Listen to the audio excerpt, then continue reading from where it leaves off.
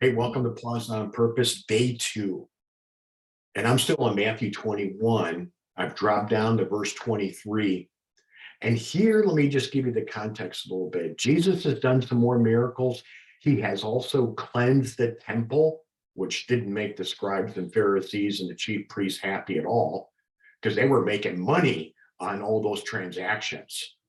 And so when Jesus cleansed the temple and kicked everybody out, that caused a ruckus.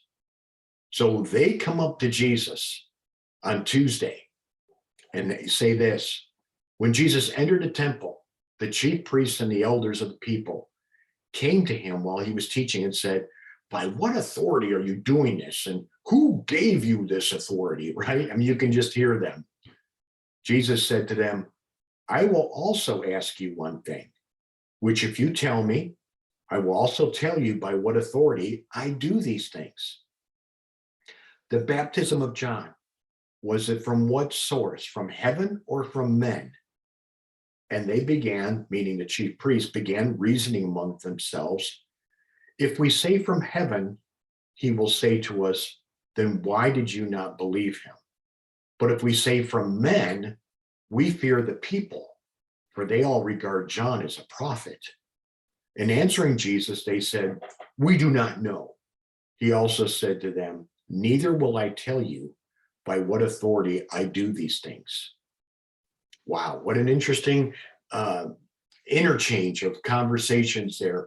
And someone might criticize Jesus saying, well, he was trying to dodge a bullet. He didn't want to answer it. And so he decided he was just going to divert it with another question. But the question is relevant, very relevant. Because remember, the chief priests and scribes weren't really interested in an answer from Jesus. They wanted to embarrass him. See, back then, if you had a political enemy, you did everything you could to embarrass your opponent and thereby making yourself look bigger and stronger and better. And that's what they were doing, trying to do with Jesus. But notice how Jesus turns the tables on them. He asks them a very pointed question. Hey, John's baptism, where did he get his authority? Was it from heaven or was it from earth? Simple question, just answer the question. And you heard the reasoning.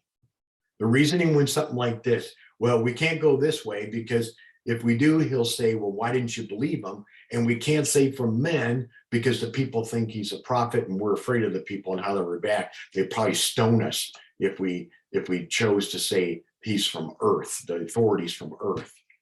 So they were in a quandary and Jesus knew it. Isn't that great? You can't outsmart Jesus. But here's another point, and that is Jesus knew that they were just trying to embarrass him. And his point was, if they didn't believe John the Baptist's authority of who he was, they weren't going to believe him. Or if you want to put it another way, if they would have believed John the Baptist, then they would have believed in Jesus.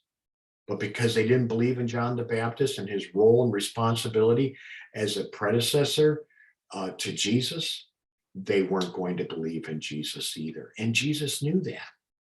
Jesus knew that. That's not hard to figure out. So Jesus poses this question to stop them in their tracks and make them reconsider their position on who he is. But they bailed and they said, we don't know.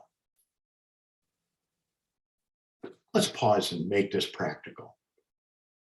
Have you ever been in a situation where someone's tried to embarrass you? They've tried to set you up in such a situation that they thought you had no way out, and maybe they did embarrass you. Or maybe you were able to turn the tables on them and pose the question back. Whatever the case, it's never comfortable, it's never easy, and quite frankly, it's hurtful. I want you to know today, on today's Pause on Purpose, that Jesus identifies with your hurt. If someone tries to embarrass you, especially someone you know, that can be embarrassing, that can be hurtful. Know that Jesus identifies with that, and he doesn't want you to go it alone. Invite him into that hurt. Let him know, and then ask him to provide the healing only he can do. I mean, after all, that's why he died, to heal our wounds of our soul. So you go with God because he goes with you.